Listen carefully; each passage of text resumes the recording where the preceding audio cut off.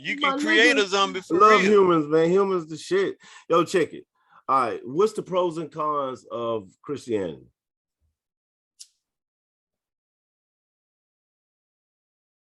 Ain't no benefit in that shit. Oh my. Okay. Now, and explain why then. Explain why then. Because I might go to church. It's just the idea to believe in. Okay. Ain't a whole lot to say. All right. It say enough by itself, so why would I go on about it? I mean, ain't no benefit. Shit, ain't no benefit to that. What's the cons? What's the cons then? I mean, goddamn, it's just like anything you get caught up on. It's like love and football. The cons to love and football. Some people so extreme and so into football is that you can't really get them to focus on nothing when that season come around. Yeah. It's just the difference between Christianity and football. Football itself coming around seasonally, but they want you always wrapped up in Christianity, so your time come around seasonally. 'Cause we behave like animals in a cage. Mainstream media, NRA, FDA, plus the USA. They cast spells on the home of the brave.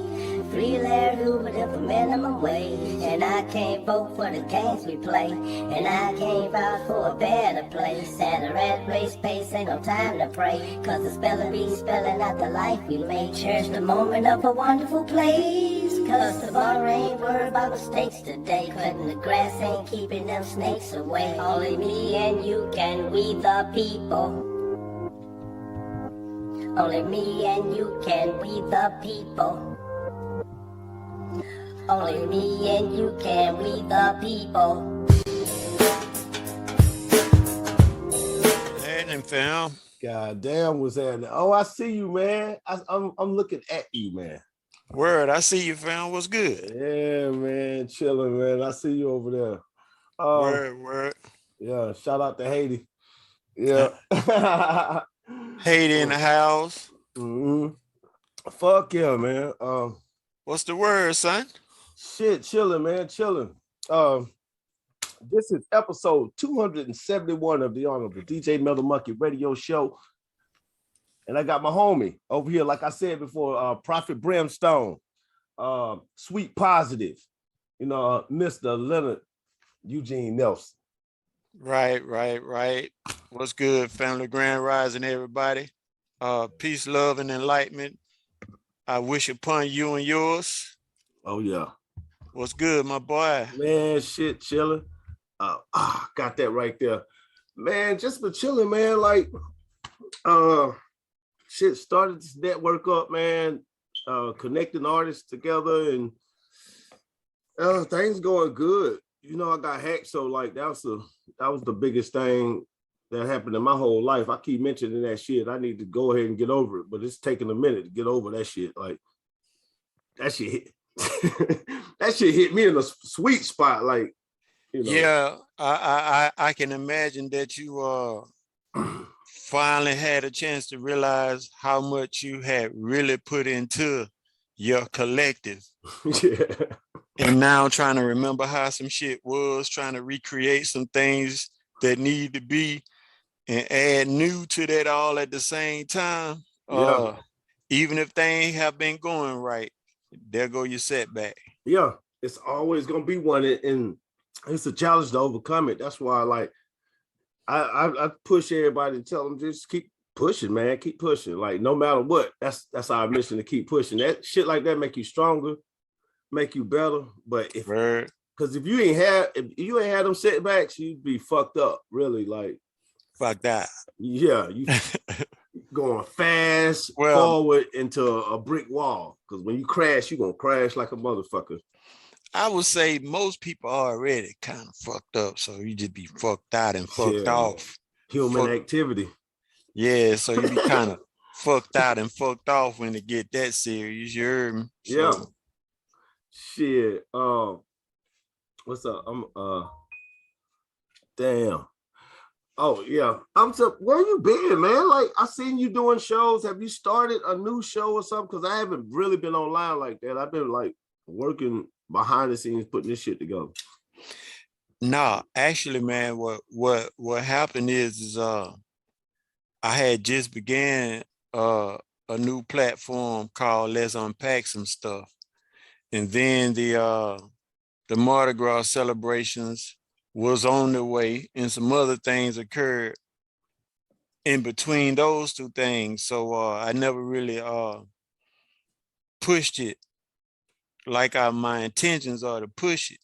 So Yeah. long story short, I paused on it and went home for Mardi Gras, for the last day of Mardi Gras celebration in my neighborhood, Trinity Gardens, located in Mobile, Alabama. So. And it went so well, I'm like, fuck it, I'm moving back home. So with that new energy, Yeah. with that new energy and idea of moving back home, it's kind of like got me on pause and recant. So it's kind of like I'm just thinking about what all I've done, and I've done enough now to have an idea of where I want to go.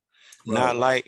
Not like when a lot of people first get started in business or whatnot, man, and it is like you don't even know what to do yet because you ain't got no experience, so you don't know where to start. And Right. most people don't realize that's the perfect place to start, when you don't know and don't have. Yep. That's when you Yep. start realizing what you do need and what you do need to know. Right. So it's like I'm there again at level 2. Yeah. So I don't put in the beginner work. So now it's like, okay, well, damn, what I do now? Yeah. Because it's another level now, you know what I'm saying? So with being right there and it being triggered by the idea of moving home, and it's going to happen because I've been transitioning, taking care of things where I'm living at now, man, to get to that point. So Shit. I ain't really been nowhere. Been making preparations to move my talent back down south. You hear me? Yeah. Well, yeah, and you've been away from the South for so long to where it's gonna be almost a culture shock when you get there, but then you're stronger and you know with the you know how to navigate the South. It just you change. I wouldn't say a culture shock. I mean, for who? For me or for them? I mean, that's where you gotta look at it, right? Yeah, right. Makes sense. Because my environment always changed to fit me. You know what I mean? If anybody can understand that, I recreate heaven everywhere I go. You know what I mean? Yeah. So, Let me grab this charger real quick. Hold up. word. So once I got down,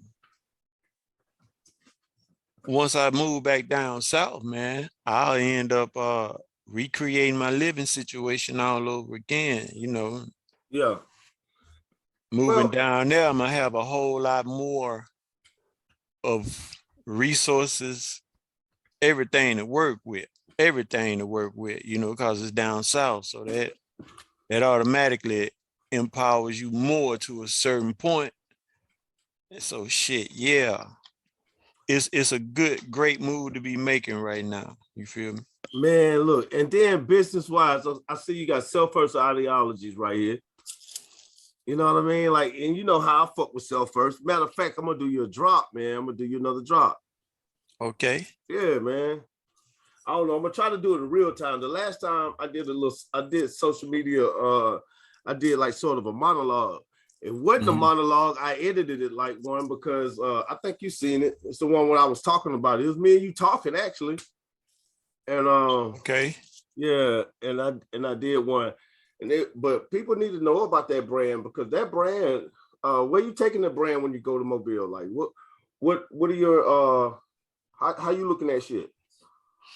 Well, I notice it's like a trend. A lot of people like to not like to, but a lot of people have realized that if you create a practical product, you can pretty much put branding around that product.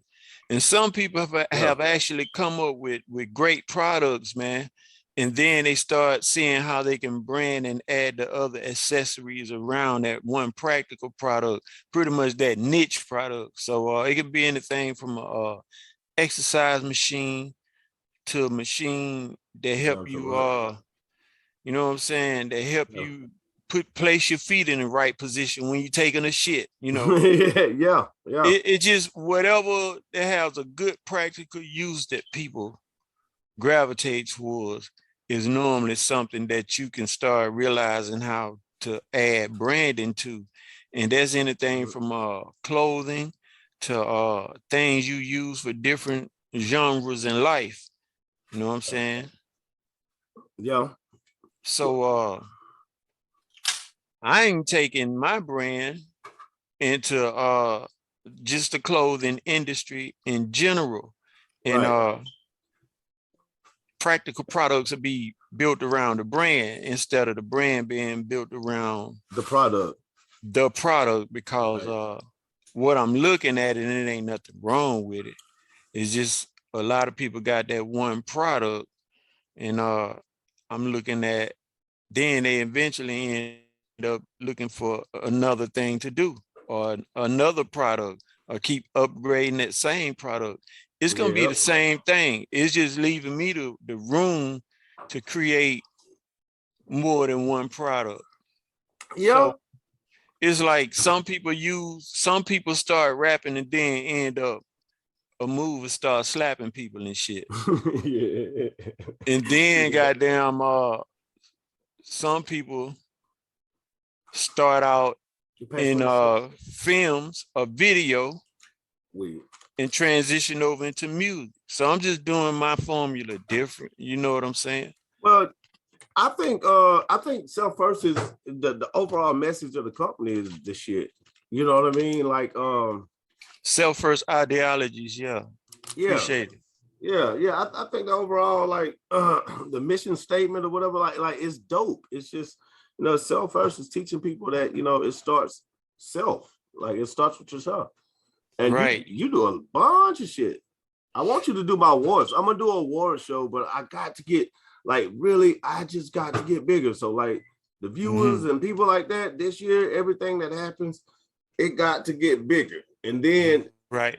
the award show will be in demand. And then Okay. it's Yeah, first to do these damn that what you just products. said, that's a key thing to look at with me right now, because it's like okay, it's time for growth. You know what I mean? Right, right. It's time for me to grow my own situation so that it can grow itself even bigger than what it's become. And I really haven't pushed the narrative of my clothing brand because of some of the things I said first, man. But now I actually have one or two people on board anticipating working on the brand with me, working inside of the company with me on the brand. Something that was important to me is having a female, and I wouldn't use a word like that's dedicated. I was actually hoping for somebody that's just genuinely interested and want to do whatever they can to be a part of something. And I ran into a female god. And notice I said a female god. A female god. That's what I'm talking about. Yeah, and so she gonna be very instrumental as far as starting out being an ambassador and counselor, brand counselor. So she really gonna have a lot of the influence what's gonna be going on with the female apparel as far as the clothing go. Yeah. Matter of fact, like I told her, right now I'm the only designer, and as of now I am still the only designer, but when I come up with something for a female, it's always going to run across her first. You know what I mean? So my bad, I didn't mean to cut you off, but how would that's a brilliant idea. You don't want to do it's you can do a lot by yourself, but it's a beauty in it when other people are involved in design and in stuff like that, because you get a different perspective, especially when it's a woman coming with women clothing. Well, that's right, because I'm just about to be honest. And this when a lot of people get to realize I am a man. I love the fact that a lot of women stop wearing panty liners. So now you get to see the natural print of vaginas, right? They wear panty design. What the fuck you call them? A lot of women stop wearing panty liners. Panty liners, you know, that's what stopped the coochie from looking like a camel toe. Oh man, come on, man. Yeah, they put this little pad. It's not a utility pad. Camel toe is fucking awesome, dude. And like, well, I think that's what I'm saying. The yoga pants era. That's what we talking about. No. Panty liners. We talking about an era before your time, before panty liners was a thing. Like, all the way up until like a part of the 70s and early 80s. Yeah. Women didn't really wear panty liners. They wore slips. A slip. Remember? Yeah, my mama used to tell my sister. And things of that nature. And get put on that slip. Yeah. Yeah, because you could see through the skirts or whatnot and see their figure. Yeah. And if they didn't have on some form of camisole or girdle, you see their camel toe too. Yes, and you want to see the camel toe. Yeah, if so I was a preacher, I would back then have to have go back and review some old 70s video and shit. You'll notice a lot of the women, especially when they're young and coming up, they didn't wear bras, and they always had camel toe, man. Always, you know. It was so common that we didn't call it that. We didn't call it nothing. You know, it was fucking, just like Thelma for Good Times. Well, hers was never that profound, but it was some women back then that had profound bulge, you understand?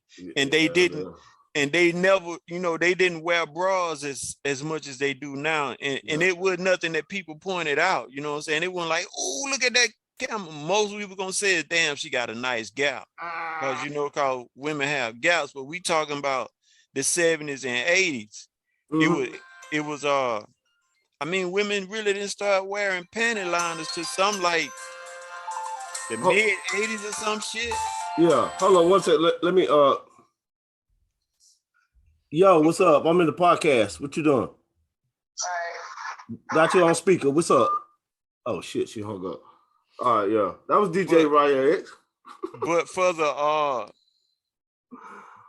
But for the people watching this, my point is the point that I'm making is that I like the fact that a lot of women have chose to let go of the panty liners. Cause one day I woke up and realized I wasn't seeing the camel toes no more. And I had to think about, well, damn, when did that change? And I ain't know what they was doing. I ain't know why shit was so different. Motherfuckers buying camel toes on Wish now, man. It's like now it's a thing again, you know what I'm saying? Because I guess they realized back in the 70s and 60s and 50s, true that, and all those years before that, women didn't wear panty liners, and a lot of women chose not to wear bras because it made them feel so constricted. So seeing nipples, cleavage, and camel toe was just a natural thing to see. That, know what I mean? That was just a natural thing to see. And I was anticipating getting grown, and that shit changed before I got grown. So I forgot all about it.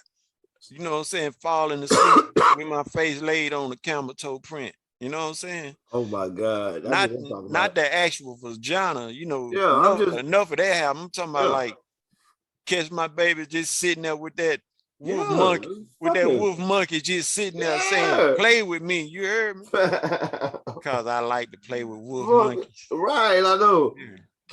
Yes, I know. That's what I be saying. Like, so call me chauvinistic. Be a fucking man. No, call me whatever y'all want to call me. Yeah. But I love this new generation that don't like to wear bras and restrictive panty liners and shit like that. You know what I mean? Yeah. Cause ain't nothing a man can do but be small. Yeah. Yeah, that's the only way we can hide our shit. Be small. Yeah, be smart. Yeah. And some of us can't just be small. You know what I mean? What's up? I mean, the But cold then, shower effect don't last all day. You know what I'm saying? So, but then you got your growers and you got your showers. You know what I'm saying? And that's subjective. yeah. But Yeah. shit, but you got to show, yeah. But when you walking through the mall, you definitely a shower. At least you should be on medium or something. No, man. All right, man. Look, what about business in the metaverse? You taking your business to the metaverse, man? Probably not. Probably not. Come on, man. Tell me why not then? Why not? Because I'm fucking with the metaverse, man. Like, you gonna see Metal Monkey doing flips in that shit, dude. He just gonna be I mean, niggas. no, man, you know, it's the metaverse is the younger you are, the more exciting and appealing the metaverse is. Right. At the age that a lot of people are engaging in it now, we was only experiencing virtual reality. So that's what the metaverse is or was back then. It was VR? imagine virtual reality, the pretty much the infrastructure of metaverse, virtual reality, Yeah. with no internet power.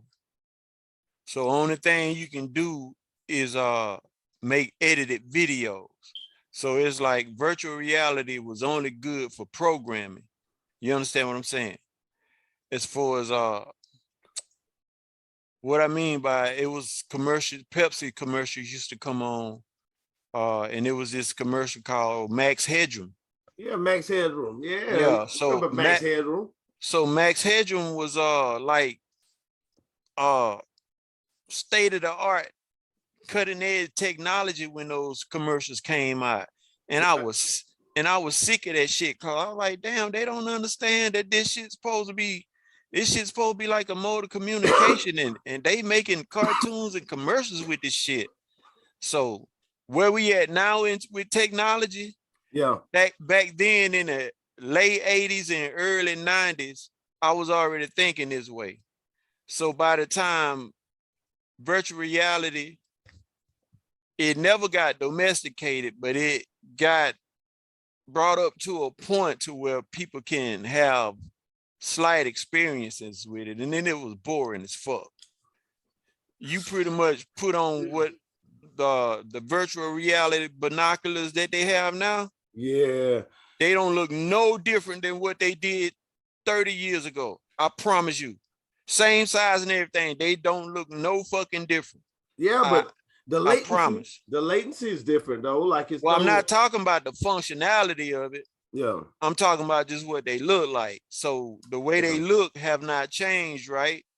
But they have been able to now do with the technology what people like me was imagining. So you have to think about those statements that I made.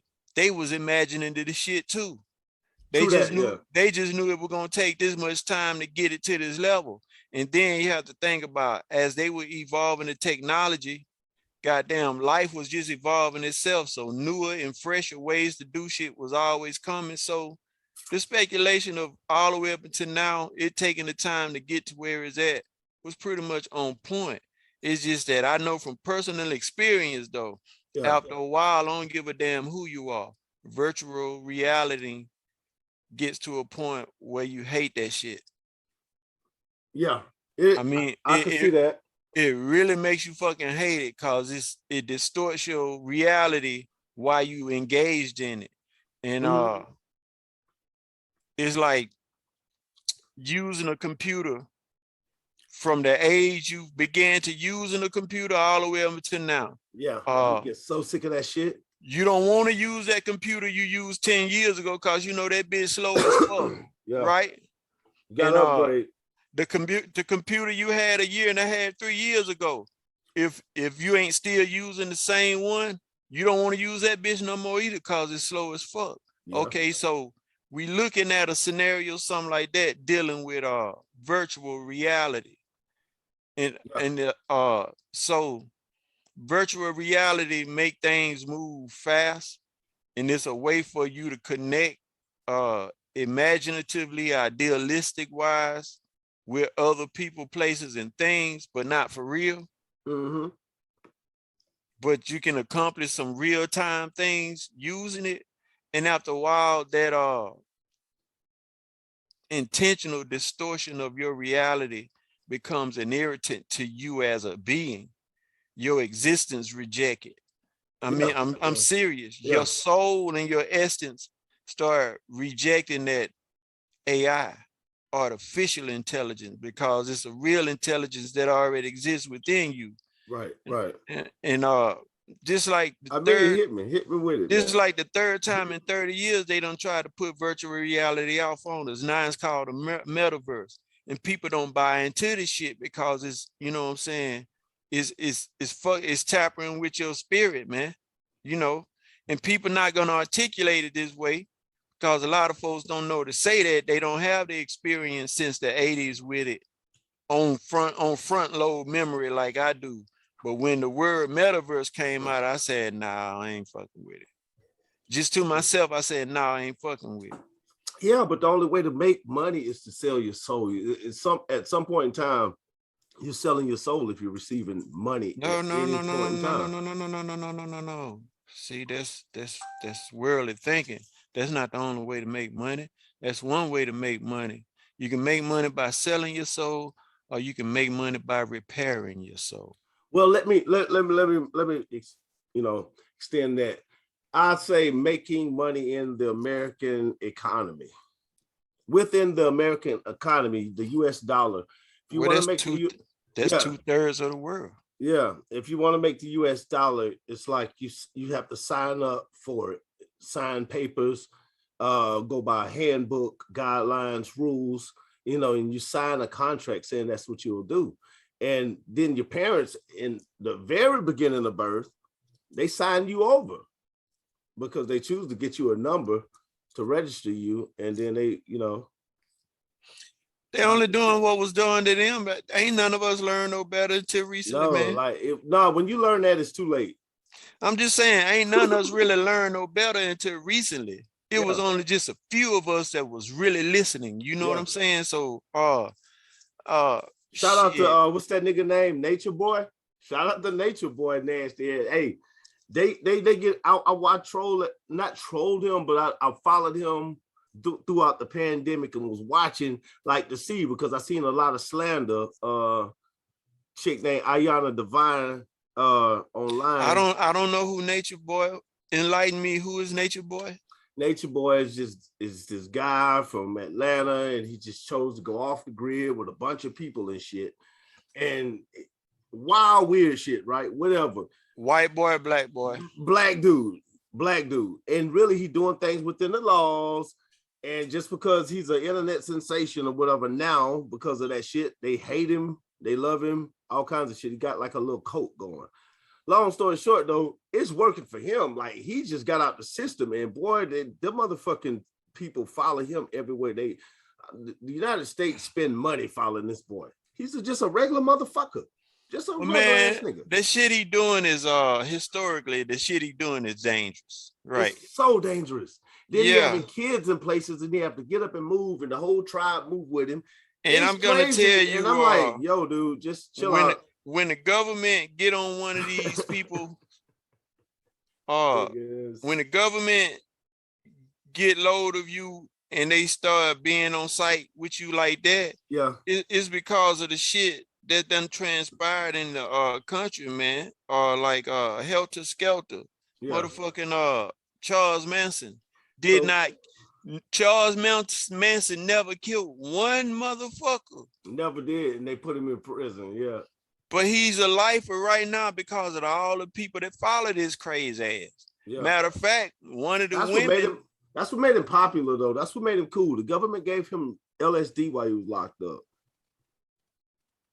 He had it before he was locked up, though. Yeah, and then they gave him like large amounts, and then all of those interviews, he was tripping off the government. What dog is like this? To get him to interview, they had to meet him halfway. And they finally realized he probably was telling them, you wrong for the way you've been treating minorities. He was telling them that shit. Yeah, he was. Charlie Manson was a brilliant dude, man. Yeah, a lot of folks don't understand. They demonize people like him. They demonize people like Hitler to a degree, and they demonize people like Saddam Hussein. They demonize people like our guy over in Libya, Gaddafi. You know what I'm saying? Yeah. They demonize all these people and amplify whatever bad qualities that they did have. They amplified that shit off the scale. Yeah. And then, you know, they are Kelly, these motherfuckers. They remix all that shit. So speaking of amplified, what about this Chris Rock situation, man? Like, I know we done got over a whole week of crazy shit with that. I just see Chris Rock. I done heard this man's whole story twice. You know what I'm saying? Like his story, Will Smith's story, their childhood, their traumas. I'm gonna say this, man. It's impossible for me to not know what happened. Yeah, it's impossible, man. That's why I'm there, man. I gotta bring you the bullshit, man. But I'm gonna say this. So just people understand.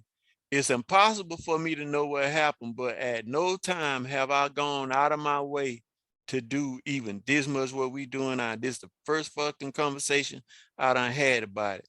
Because when Will Smith first came out years ago, with parents don't understand, I was like, okay, hell yeah, that was my guy. That was my shit too. For years, until I seen the movie 6 Degrees of Separation. For anybody who don't know about Will Smith, look up the movie 6 Degrees of Separation, and you men, real men and women, gonna start understanding, realizing why me, y'all, and DJ Metal Monkey don't fuck with Will Smith.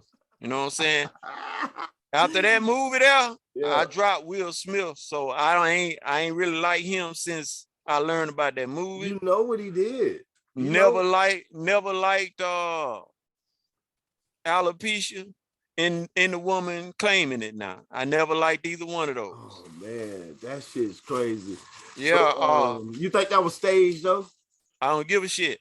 But what I'm saying is since the days of it's a different world. Yeah, it is. This Jada Pinkett Smith we seeing now, I've always seen the same exact person. I ain't never seen her to be no different. True that. I ain't never seen nothing but trouble with that person, and that's all I ever seen from her. Drama or trouble. Do you know that? Do you like recognize her body type, her like avatar type? Yeah, I got a sister that got that body type. Right. I do that a lot.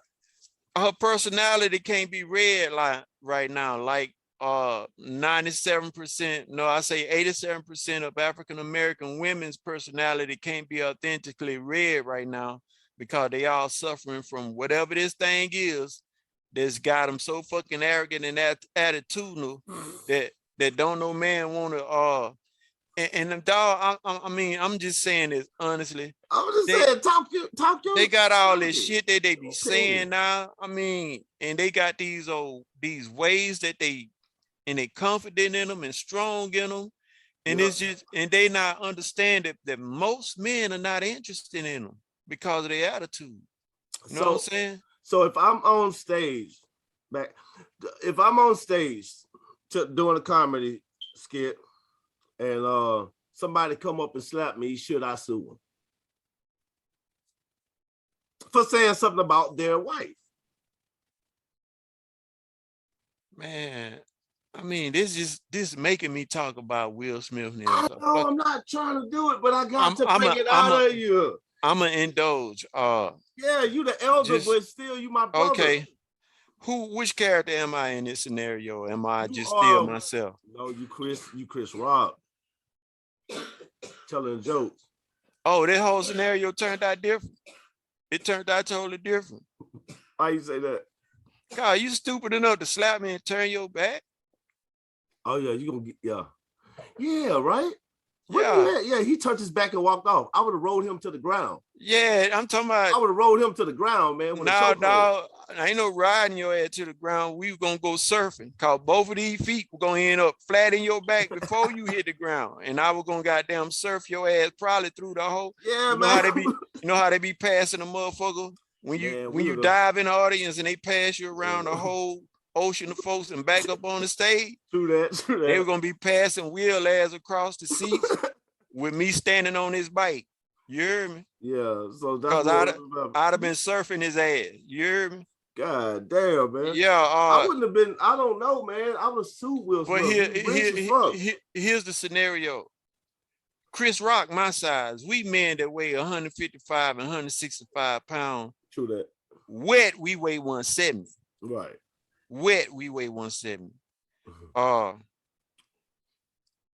And I can't even say that because Chris Rock ain't built like me. I whoop Chris Rock ass. You know what I'm saying? I'm just being real. I tear a new hole in Chris Rock ass. He hit that nigga pretty hard, man. Whether it's set up I'm just saying that's some fucking hard lick. That's some bullish shit. That's some setback shit for light-skinned brothers, you know, especially if you want to call them a nigga. That's some setback shit for every caliber of man in that shade of brown right now. Will Smith did some shit. Cause Nas just did some incredible shit that's getting a little bit of notoriety. What Nas done did. But see what I'm saying? Yeah, man. See, like shit happens so fast. His performance was like a slap in the face and a nod against all the years that he ain't got no goddamn flowers from the academy. Oh, okay. Yeah, and people was like getting them props on that performance. Yeah. But even you ain't heard nothing about it, and that's what's cause.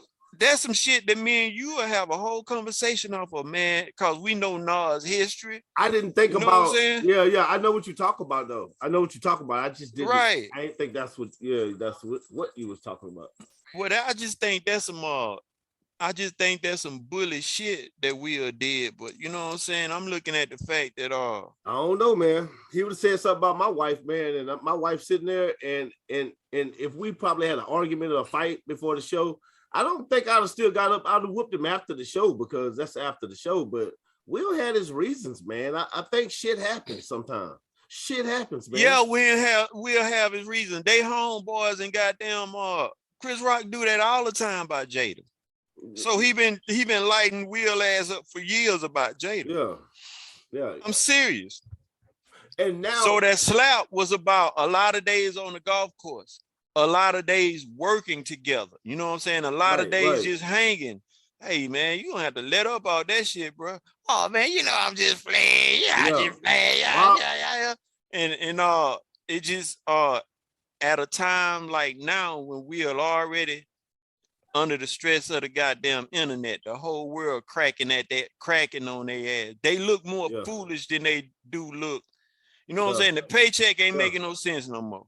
Yeah, you know what I mean? We got that. Yeah, that's like not even the red table talk end up running the cheer away because they don't even be on the motherfucking show no more. You know what I'm saying? Yeah. And it just end up being a show now that's just therapy for them too. And they getting to use the world for therapy. And it's like ain't nobody paying attention to it. Man, to the fact that y'all actually following broken people. That's it. Look at the position Jada's in right now. Ain't nobody really saying no good shit about her.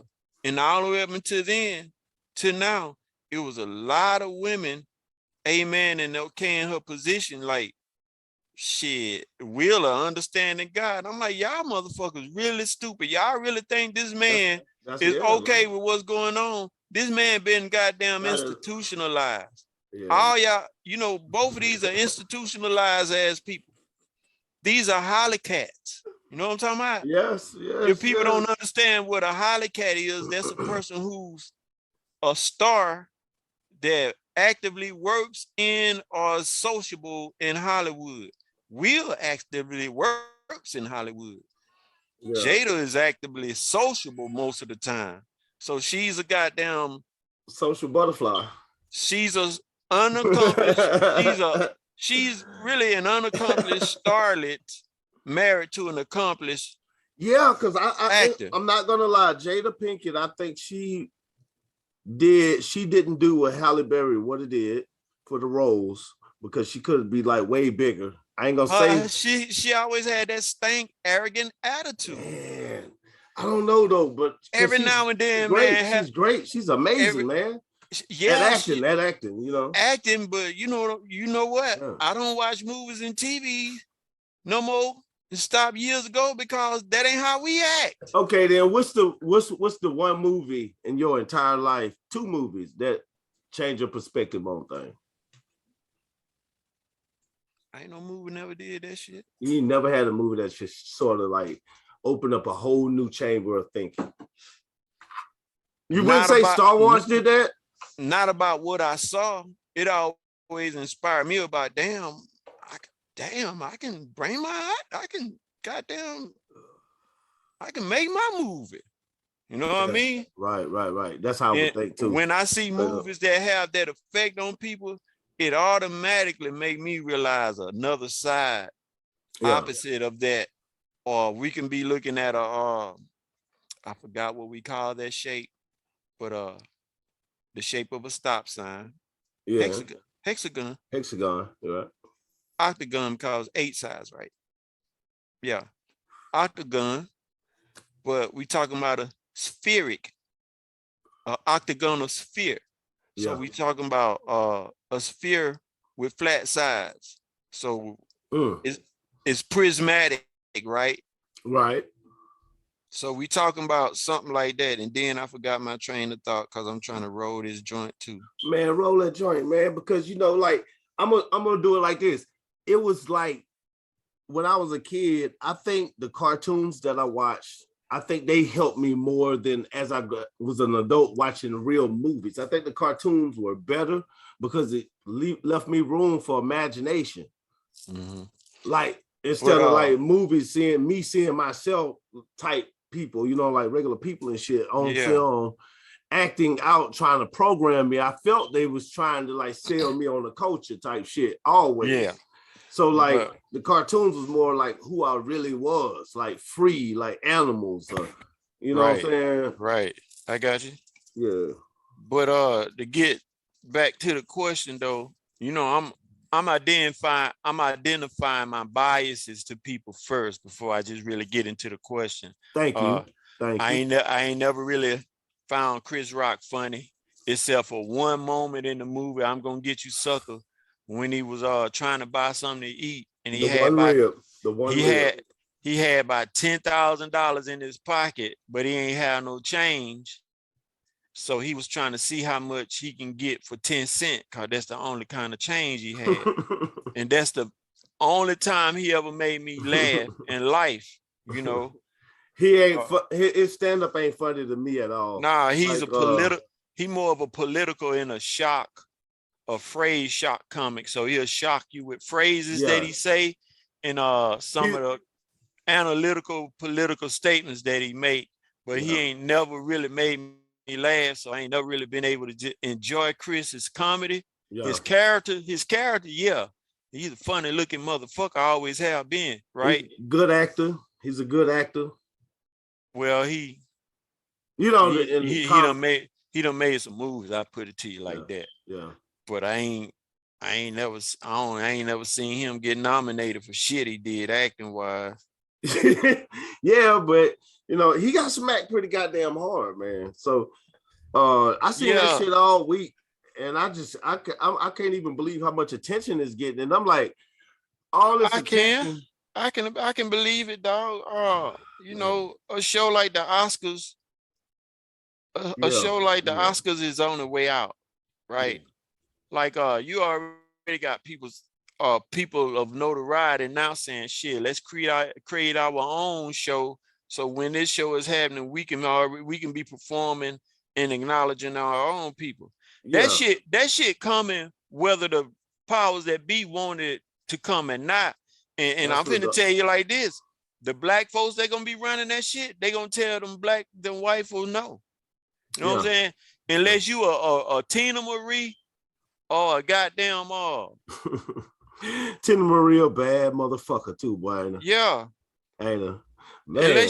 Unless you a white person like that, cause everyone that came after her in what's his name? The Who? one that sang the white boy with the deep voice, blues singer. Can't think of his name. Man, I can't either, right? But he did a duet with Patti LaBelle back in the day. Oh shit. I keep forgetting. I don't love you anymore. That dude. I keep forgetting how you never. Let me see. The Doobie Brothers.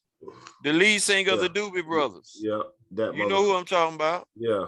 So if you're not on the level of one of them motherfuckers, Tina Marie. Yeah, they ain't gonna or give him. Yeah. Yeah, dog. You gotta get the attention of the of the community, which is hip hop. Well, we are real soul. You know what I'm saying? Yeah. And we don't have no room to be who we really are because you got people worried about getting rich and charting. Right. I'm rich. Hey, that shit's starting to fade though, bro. That shit's starting to fade though. Like, you know what I'm starting to notice? I'm starting to notice that people starting to get to the real, because a lot of these artists are over 30 and shit right now, over 25, and they realize that, damn, this shit is a lifestyle. Let me learn how to make passive income. And you know what I'm saying? And let this be a passive income thing. So now people will start realizing, oh, I can make what the fuck I want to then. Yeah, you know what I mean? Yeah, and this is all about me. Yeah, I can do first ideologies. You know, shout out. Yeah. You know what I'm saying? Yeah. So, I mean, like me, for instance, man, I ain't really been making music or trying to make music in like that really 20 years, right? Right. And I've been getting my studio together and all this shit. So man, your studio hard as fuck, dude. Appreciate it, fam. Stop playing. You like, I'm getting it together my ass. That shit hard, y'all. Appreciate it, man. What you know, a lot of producers, we see the studios on Instagram. Before Instagrams, we used to see the magazines that come out every now and then that show you people's home studios all over the world. And that's before all this technology hit out. It just don't make sense to me why more producers won't grind and get their tools together and get the studio that you want. Yeah. So that, and I mean, and I understand the positioning though. Most people can't keep it, don't have the space to put it in, and don't have the money to accumulate it. Look, man, they can. And right now, that's where I'm headed to. Man, I got a song that's published called "Standing Ovation." And this young cat, shit, it's a damn shame, man. Like, I be smoking and shit like this, but I'm gonna call it Glizzy. I mean Slizzy, that's his name, Slizzy. Damn. And I hate to say that because, man, we got a hard song together called "Standing Ovation," and he did that shit on the iPhone. Cool. Like, I sent him the track. He sent that bitch back and was like, I did this on my iPhone, and it's hard as fuck. I haven't even released that shit. Okay, well, see, that's the thing, that shit man. Hard, man. So like, it's no excuse. Technology has allowed for things like that to take place, and that's a wonderful thing. But one thing technology has done is embolden non-artistical people to jump to exercise their rhythmic ability, you know, because it's not really art. They exercising their rhythmic ability to you know what I'm saying? Yeah. Everybody in the world can learn how to sing rhythms from singing rhythms of their favorite songs. So anybody can sing a song, anybody can write lyrics and end up putting them to a melody. Anybody can do it. But anybody don't have that X factor that have everybody wooing and eyeing over your shit. Real, that's why the corporate structure is the way it is. See, the way hip hop is right now, this is what KRS-One would have been doing. African Bambaataa them. This is what they would have been doing in the 80s if not the big record labels came in. If the big record labels ain't start coming in and shit like that, this is what individual people would have been doing anyway. So you would have got like all the bad rappers and shit like that and the horrible, you know, we would have got all of that music too, because they were selling it at their local stores and shit. It just never was listenable. Now you can hear everybody's everything. Yeah, true, man. At the same time, and see, that's what African Bombardment was trying to do way back in the 70s, early 80s, you know what I'm saying? Whatever like that. But now the record label ain't there. So now you got everybody doing everything. Right. But you have young cats that don't have the knowledge that we have, and they don't understand that if they take the next 3 or 4 years and put a studio together, because we don't have the money that it takes to go ahead and put one together. And most people don't realize if you got the money it takes to buy everything at one time, you're going to be still stuck in a spot that you don't want to be in, because you're going to get all that shit at one time and don't know how to use it. You know, the first thing I tell people is to download the software in your mind. Download that shit in your brain. Like, go, like, whatever you want to know, you can know it, you can learn it, and you can master it for real. It's like a kung fu technique. You got to download the program, the style. You got to get it in the brain. You got to get the lifestyle. You got to become it just for a second. If you want to know anything, just become it. That's all you have to do is just become it, and you'll master it. We are star seeds, ultimately.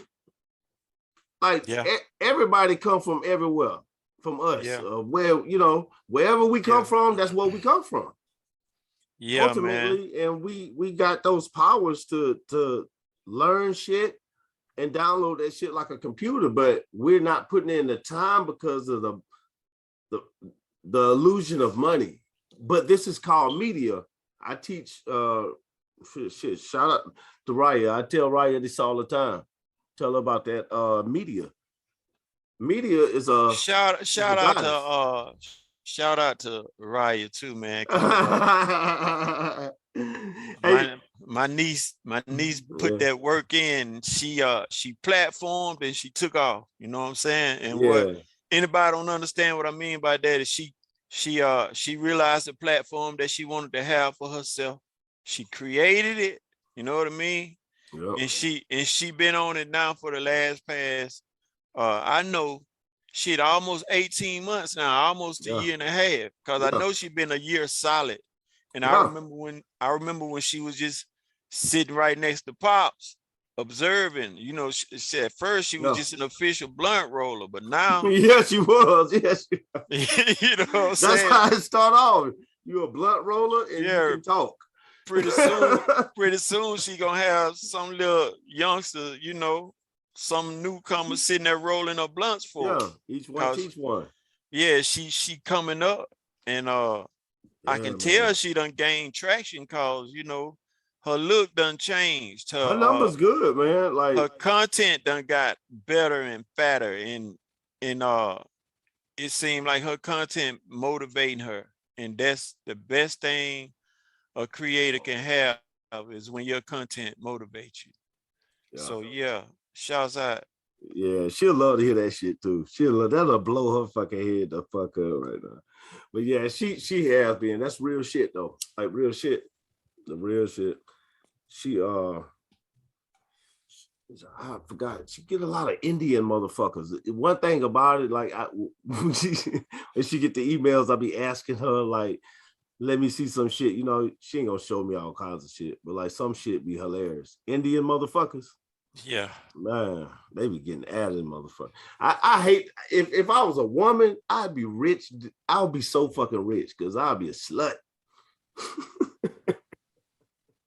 Or I'll probably get human trafficked in the first week, falling for some bait. That's really probably what happened in real life. I think I'm on and it'll be over with. I get human trafficked so fast. All you have to do is say $100,000. I'm out of there. Fuck you. But so now that I got the studio of my choice that I would have, you know, just as a producer, I have what I exactly want. It's like producers see something, be like, damn, I want that. Yeah. And don't never be able to get it to a whole lot later. Well, for some of it was a whole lot later. For some of it was like when I saw it. But it got to a point in my studio when I was like, well, damn, it ain't nothing else I want.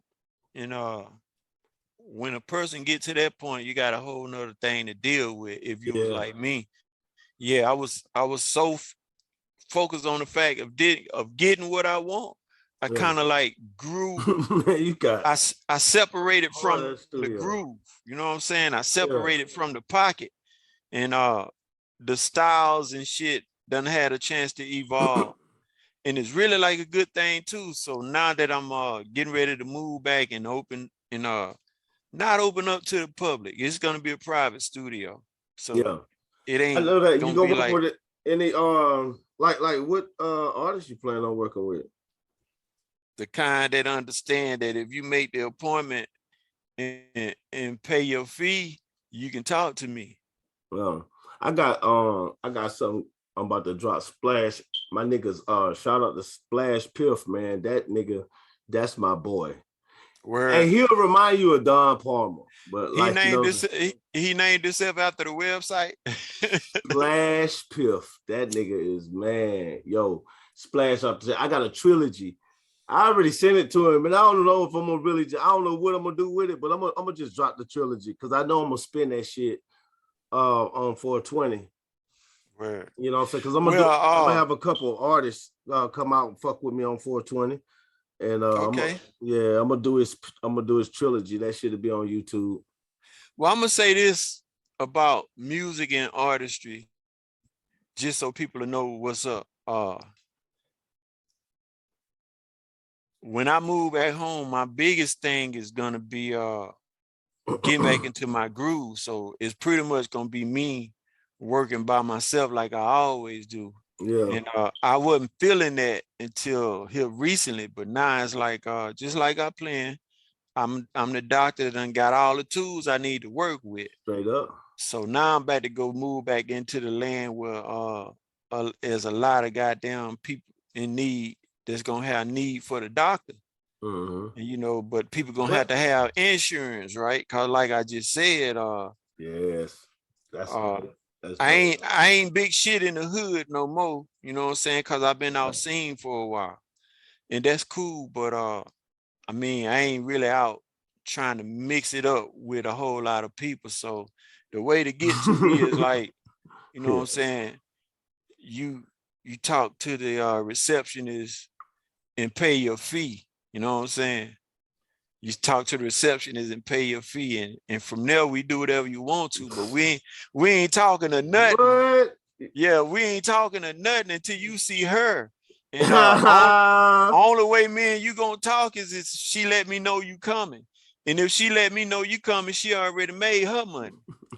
You know what I'm saying? Cause you gotta pay me for her to get paid. So talk about, man. well, I mean, ain't nobody gonna be able to find me or just come where I'm at anyway. Yeah, and it's like that's true. That's true. If they know where a studio at, it ain't like they're gonna be able to come there and knock on the door or ring a bell and get in, you know, cause it ain't set up like that. It's set up for me to work unequivocally. It's set up for me to work, you know. I have more than just my music. I'm in production of you know, we actually working on mini series, skits, anticipating doing videos. I'm not only a hip hop artist, but I produce R&B and blues. So I have an older brother live in Mobile, been singing for the last 35 years. And we finally getting a chance to work together. And I'm gonna produce them on the level of production going on nowadays. But I'm still an old school blues producer. So yeah, man, that's what I'm saying. Like we about to start doing electronic blues together. Yes, man. You know what I mean? Because it done evolved to that point. You can't even really put a blues band together right now and it lasts. You know what I'm saying? Yeah, but like we in the now though. Like whatever you do now is gonna be so beautiful, especially. And I got like I got sisters, man, that sang on the level of you know what I'm saying, top tier R&B acts. Like I mean, I got sisters that I know your whole family can sing, motherfucker. Yeah, so I mean, for years I've been working on getting to this point, man. And I'm not gonna say that my family might premiere in anything, but what I will say is when people get a load of the ability that my company have, and I'm gonna put it on my company, but it's all me, right? But when Yeah, right. they realize the Right. ability of the company and the range we have as far as production go, Yeah. because it don't matter if it's a full-length movie or small video, and a lot of this shit I ain't never done before, but that's my genius, right? Yeah, I'm I about ain't to never say shit. Yeah. I ain't never really did a whole video or nothing to Yeah. where it's been produced from beginning to end, and I direct and hands-on with everything. Yeah. But that's my deal though. I'm a producer, and I can produce anything. I'm a builder, so I can build with my hands as well as imagine what to build with my mind. Sure So can. multifaceted, multi-talented individual, and I'm getting ready to take my talent back down south and open up my version of a production studio. And like the big dogs doing, I'm building the motherfucker. You know what I'm Oh saying? shit. Some people build houses. I'm gonna build a production studio to where Yo, we man, can, that's yeah, we're gonna be able to do full-length shows in there. You know what I'm so saying? yeah, I mean that's what's needed, man. Like you We got were creating uh, a sound room and stage to where we can build up and tear out as needed to build scenes. You know, the high power lights and all that shit. We coming with all that shit to a certain scale. You know what I mean?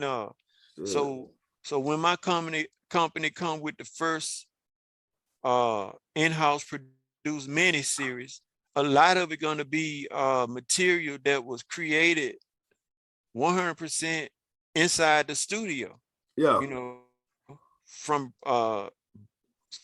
dreaming it up to polishing it off right there in house, you know what I'm saying? And That's fucking dope. the reason why I'm doing that is because it was a movie came out years ago called Sweetback's Revenge. Right. Mario Van Peebles' father, Melvin Van Peebles, did it, and he did it on the same level which we operate on now. Most of our favorite content is online, not television, and it's being produced organically at home by people, you know, so that's how that movie was made. True You that. know what I'm saying? Yeah. And technology went nowhere near what it is now, so he actually went blind making that movie. It was so stressful. You know what I'm saying? Yeah, Damn. he lost sight in one of his eyes. You can imagine all the notes that you have to keep. So he had thousands of notes. Just like the movie show, it happened in real life that way. It was thousands of notes involved in that movie and thousands of hours of editing involved in that movie. And he did it damn near all himself. You know what I'm saying? So editing was nowhere near as easy as it is now. Yeah, Yeah. because you were splicing actual footage. You know what I'm saying? And that shit had to be well thought out, because once you cut a tape, it ain't the end, Yeah. but you cut so much of that bitch off, Look. that's the end. You know what I'm saying? That's what editing was back then. Cutting the tapes up into different sections, putting them together, then review it and see is it right.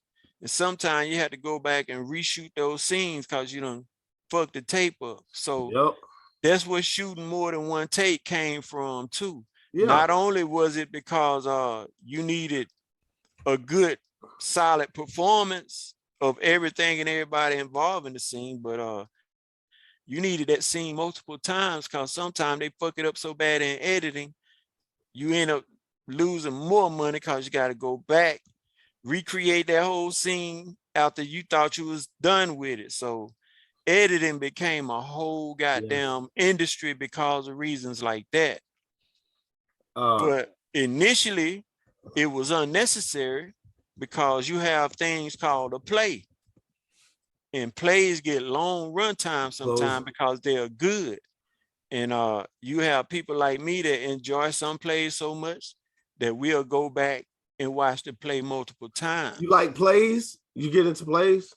We'll be producing plays as well. Okay, straight up. Yeah, straight because up. I'm a natural writer, but I like organized writing. So once I get home and you know, I'm building a house with a work studio and office office inside of it. Yeah. The big version of that is going to be the production studio I'm actually telling you about. So people will actually get to see me working it within the studio a lot, and they'll think I'm in a big studio and I actually be at home, because you know, I'm gonna take what would probably make 2 rooms and build my studio with, you know what I'm saying? But people need to understand you can build a house big as you want it to be and add whatever the fuck you wanted to add it to it if you spend your own money and don't borrow no money. Oh yeah, man. That's Wait till you get ready to finish it up and then borrow a little money. And the way you do that is plan it well and you start building. And you'll start coming to realize, damn, it's easy to do anything. It's easier to build a house than it is to get yourself in a position to qualify to buy one on loan. Yeah. It's easier to build one. A lot of people just don't have the skill to build. Well, that's one thing that's hurting you. Yeah. You know what I mean? Oh, that's a bombshell. I didn't know that shit. Well, yeah, it's easier to keep buying what you need until you finish. Yeah. I know what you're saying. Yeah. You know what I'm Because if saying? you know how to build, you definitely, you got that on lock. You got that. Yeah, it's easy. You got that. You got damn right. Yeah, think about everybody that do music. We know how to, Yeah, think about everybody that do music. They just keep getting the next thing they need to add to what they doing, right? Yeah. And one day they be like, oh shit, I'm straight. I don't need nothing else for a while now.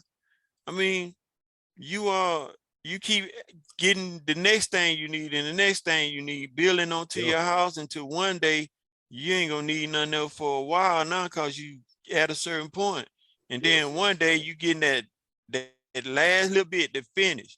It takes some people a couple of months to build a house. It takes some people a couple of years. But what you want? What do you want for yourself? You know what I'm saying? Right. True that though. That's true. Knowing how to, I mean, that's one thing. Being country, man, you know how to frame. You know how to fucking do carpentry. You ain't gotta be country now. Nowadays you ain't gotta be country. Yeah, you can get your ass on YouTube. I've been saying all you gotta do is join the U. Yeah. you join the U, goddamn, you can learn how to do anything. I believe they got a video about brain surgery on the bitch. And if they ain't, I just spoke it into existence. It's coming. Yeah, it's coming. Yeah. They definitely can break down some brain surgery. Brain surgeons have videos on YouTube right now, existing now. There's brain surgeons. There's people on YouTube popping pimples, man. Hey, look, how to make zombies is a real motherfucking search. Well, I mean, it's a real thing. You can create a zombie for real. Love humans, man. Humans the shit. Yo, check it. All right, what's the pros and cons of Christianity?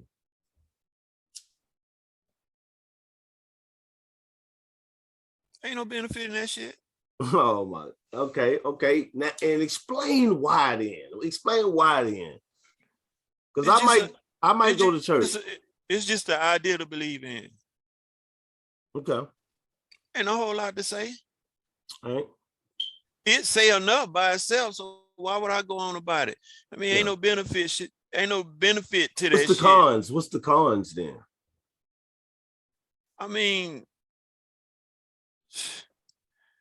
goddamn, it's just like anything you get caught up on. It's like love and football.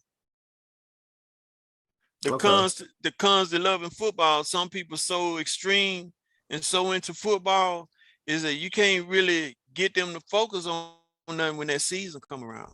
Yeah. It's just the difference between Christianity and football. Football itself coming around seasonally, but they want you always wrapped up in Christianity, so your time come around seasonally within Christianity. And, oh shit, I'm all year round type motherfucker. So I had to let that go just for that purpose. You know what I'm saying? And then I ain't never prayed for shit that I received that I didn't motherfucking have to work for. So I did a few experiments in life. Yeah. I said, let me see if I can just work for this shit without praying. And it's like, goddamn, it came a little easier because I wasn't worried and hoping that I stayed strong in the Lord or none of that shit. It's just that my objective was on, okay, shit, get the day out the way. Shit, hope I make it tomorrow. And that was my train of thought until I accomplished my goals. Well, true that. True that. And after a while, I just started realizing, damn, everything I ever asked God for, I got it for myself. Yeah. And I started realizing who God was. Right. Yeah. That made sense. Yo. All right. I'm building the nation, man. Like, well, no, you building the nation, man. And you only got 2 guys to like oversee your project. You got Elijah Muhammad or Marcus Garvey. Who would you pick? Garvey. Whew. Boy, don't you know, man, you get that. Shout out to Jamaica, man. Garvey created an idea. Whew. Muhammad created a cult. True that. They both still live today, but nobody dies in the name of the idea too much. But people steady yet dying because of and in the name of the cult to this day on the belief that they have in it. We ain't got to believe that we should be free and that we should be equal. That's a fucking fact. So that's an idea that we ain't had to make no books to remind nobody or none of that shit. Everybody understand that Marcus Garvey goddamn, you know what I'm saying, was on some let's set ourselves free type shit, not give us free. Let's set ourselves free. You know what I'm saying? I ain't now Muslim yet try to buy no ships to ship black folks nowhere. Yeah, and they sabotage these ships, man. And they try to, I've read all of these articles and stuff. And I read Marcus Garvey. Garvey was on the bookshelf of my mama's bookshelf growing up. Well, they did a good thing, to be honest with you. They really stopped the catastrophe from happening. And they understood way deeper than a lot of us did why that shit wasn't no good idea. It wasn't no good idea, dog. It wasn't no good idea. Like, nah, really, if everybody would have went to Ghana, man, it would have fucking they life. Well, it's like this, man. The elders and people who've always been awake in Africa know who we really are. Right. Why we in Africa? They Why know the fuck is we in really Africa are. Now we didn't know who the fuck we really are. Yeah. Internet connection unstable. Man, what the fuck? Well, I mean, a lot of them. Your video, bro. Can you still hear me, bro? Yeah. I hear you. Oh, okay. Yeah, I can see you now. Yeah, it said my but a lot of those people understand and know the truth. Yeah. A lot of Africans, heritage-wise, they know the truth and always have known the truth. It's just a lot of us never knew, and to this day don't care to hear the truth, but here it is. You know what I'm saying? The truth is, majority of what they call African Americans was already on this land. However, we inherited. You know what I'm saying? You're right. But when this land divided, when this land divided from the other lands, there were already people on it. They weren't called what we are called yet. But when they dig up those 14,000-year-old and 12,000-year-old skeletons that prove to be of African descent, that's who we were. Yeah. You know what I'm saying? So who wrote history? And then he did. Yeah. He did. When do you think history was was actually put down? Like the history as we know it in our school books, the narrative. We as a people have never known true history because of his story. You know what I'm saying? True that. So We are just now starting to learn of the true history, but we still don't know the true history. Nobody does. You know, we know we get markers that's guiding us towards the history. But a lot of us don't realize we just gonna have to come together as people in reenactments of historical gatherings, which is automatically start to happen. Cause genetically, DNA wise, spiritually, a lot of shit come to a lot of us that we just already understand because of the presence of ancestral DNA, memories, and knowledge in our blood. So when we get in that mind, that spiritual mindset where we want to visit with ancestors or hear from them or have exchange with them, that type of shit happens because it's like muscle memory within us. So eventually, memory of how shit was done or reincarnation of how shit was done would come from DNA spiritual muscle memory. You know what I mean? Yeah. All we have to do is enough of us get together and start back trying to build pyramids. Over time, we'll evolve to tall enough people, big enough, strong enough people, knowledgeable enough, smart enough people to do what we've been practicing. See, we're not practicing what we used to do no more. Right. You know, the world was built to coincide and work one way with nature because for thousands of years, people practiced to get it that way. Damn. You know what I mean? Is the FBI really, is the motherfucking feds really on this shit? Like, for real? Like, was I skipping for a second there? By the time you said damn, so it's a delayed effect. You saw it doing it, and then it started. After you said damn, it started. So you had been seeing it already. Cause it went through the same pattern that it did with you. I just noticed though, by the time you asked me, did I see it? I was just finishing it up. I said, oh yeah, I seen it, but it's the delayed effect when it do that. Cause now you're in real time. I can see your movement real time. Right. And right now, and see, I did when I did the We the Music Network show last week. It started doing that as soon as we got to the part to where we was talking about the prison systems in hip hop. Bam! All of a sudden, like every keyword would just have us glitching. I'm like, for real, man. Like, dude, I got Xfinity like everybody else. FBI, I had to call y'all to fix my shit. So, like, if y'all in on this or whatever, please chill out. Let's finish the video. This ain't YouTube's doing. You know what I'm saying? This shit ain't on YouTube yet. And the way we talking, I might have to put most of this on Daily Motion any fucking way. Shout out to the UK. Yo, I want to go do a show in the UK too. Yeah, man. Word. I want to hold on. Let me turn some light on. I made one side on face, dog. Let me turn some more light on. Hold on. Oh, how you been?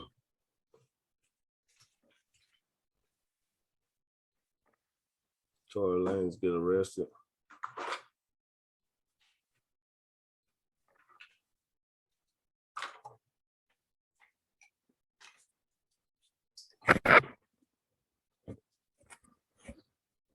Yeah, I'm back, fam. Yeah, man. So, like, listen, check it.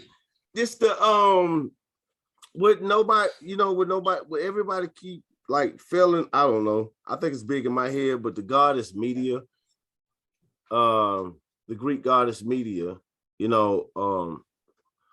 I never did anything like no YouTube watching, no studying. I just studied it like as in the goddess itself, what it is, everything that we see. And this shit is a power, it's a force. And it's like this. If people don't like voodoo, man, fuck it, man. You better turn your TV off because we programming, you know what I'm saying? And the power of media is upon us no matter what we do. She owns the communication, and then you got to think about it too, like as in like there's nobody really stopping speech. It's certain groups that stopping speech. It's just who's your tribe, like who you selling your soul to. And I look at it like that. It's just only my opinion. I just look at it. Like the people who watch my show, who's those people? Those are my people. Mm-hmm. I learned that with that Joe Rogan shit just now because I watch Joe Rogan all the time and gonna keep watching him. I mean, I don't have a problem with Joe Rogan because he the type of dude that likes to be, he's already for what's right. And when he realized he wrong, he like to correct himself. Man, genuinely. And he chastised himself on his show. You know what I'm saying? Right. And he ain't no punk bitch either. He gonna chastise himself. You ain't finna do it though. Yeah, Joe ain't finna back down from what's right. And when he thinks something right and it end up being wrong, Joe go back and correct that shit. He might not be able to do nothing about it, but he do go back and admit his wrongs. You know what I'm saying? Yeah. So for them to sound bite some shit from back in the day, it was cheesy. It was a point in time. My idea of certain things concerning race wasn't conducive with the man that I am now. You know what I'm saying? Language towards people in general, not just thinking racially, but anybody to follow me and know me now, they know I don't use derogatory language towards no person for no reason. You know what I'm saying? Yeah. So only thing I'm gonna call a person is a pimp, cause that ain't calling them a nigga. You know what I'm saying? But I ain't finna call no man no nigga. Yeah. I ain't finna call no woman no bitch. I don't say hoe. You know what I'm saying? I might say motherfucker, but it won't be calling somebody something. You know what I'm saying? Right. You know what I'm saying? A person hang around me long enough, after a while, they go to apologize. My bad, I said nigga. I'm like, shit, you ain't got to apologize to me. You said it, man. That's your language. It sounds like your conscience got you feeling fucked up from saying it now. So you need to get right with yourself. You know, I ain't trying to tell nobody what to say. I ain't finna say that shit because I know how I want to be treated. Right. You know what I'm saying? And then I don't demand that you do not call me nothing. You know, if you call me nigga and that shit make me feel uncomfortable, I'ma say it. I'm gonna say, yo, bro, don't call me that shit. I don't say that shit. If it makes me feel if you call me that shit and it ain't one of those moments. Yeah. And most of the time it do. You know what I'm saying? Most of the time it do. I ain't gonna lie. Yeah, it's like every time it's said. Oh, go ahead. Every time it's said, I don't go in like, yo, dog, don't call me that. You know, you have to choose. Man, look, man. Even when you're gonna say that, you know what I'm saying? Yeah. And there's normally somebody that don't get to be around me or ain't gonna be around me much. So yeah. And when I hear that shit, I already start moving. Well, don't judge my routine, my comedy routines. I just say it because it's a shock factor. It's funny. And you know, life is funny. I don't judge. I mean, I can't judge somebody for something I don't do. You know what I'm saying? But yeah, but you know how fun I have it, and then you know, like I have to treat you with a certain, you know, like with the respect that I have to treat you with. So I ain't gonna say that shit to you like that. You know what I'm saying? Like, well, dog, it's like this. But, like I said, you know what I mean. But you know how I get down. You know what I mean. Most people don't know how to take me anyway because they can't put their finger on what I am. But you know what I mean? Yeah, they don't have it like that. But I'm just saying, like behind the scenes, I would talk to you, but we on camera right now. I wouldn't do that because like that ain't how you do it. You know what I'm saying? So like the vibe don't be the same. If I did come with that vibe, that'd be highly disrespectful. You dig what I'm saying? Like unless it was in the right context, you know, you just don't do that. Bro, we're black men over 40. And our tribe, we're elders. Fuck the world, man. Well, I mean, you know it's just like I'm at that age now, man. You know what I'm saying? You know, I'm 50. You know what I mean? I'm 50, bro. So yeah, I ain't what a 50-year-old man used to be when I was a child. You know what I'm saying? Yeah, 50-year-old man, when you was a child, it was different. It was like, yeah, that motherfucker look old. act old, probably wearing suspenders and a belt. You know what I Yeah. mean? But the respect level has to be there from the other person, and I always look at that. So like, well, I'm just saying we a different breed of 50-year-olds now. You know what I'm yeah, saying? but these motherfuckers gonna respect me as being over 40. You know what I'm saying? Like they gonna, it's a different level of respect. Because like I told my son the other night, I was talking, I said, man, you're not gonna see me do it. Like if you like that shit, then cool, it's passed to you. I won't do that shit. It's like this for me, man. Like that's just maturity, man. Like It, they don't show black men mature, I especially feel in my business. It's hip hop. well. I'm a say this: how a black man carry himself. You know what I mean? Yeah. Most cats don't get that respect, but most cats in that same area. You know what I mean? Mm-hmm. Now, the average hip hop guy gonna be well addressed than me because I don't dress up no certain kind of way. Me either. I ain't got no certain kind of style for nothing. Not hair, not shoes, no nothing. You know what I'm saying? I don't groom my hair. That shit just grow. You know what I mean? You don't put no juices and berries in it? I clean it and moisturize it. If I had hair know, like you, I'd definitely get a Jerry curl right now. Me? No, man. I get a Jerry curl. Only chemical going in my body is whatever they use to put in this weed. That's You know about what I'm soul talking glow, and I keep all this shit, but them hoes. I had the Jerry curl. You know, I did all that shit.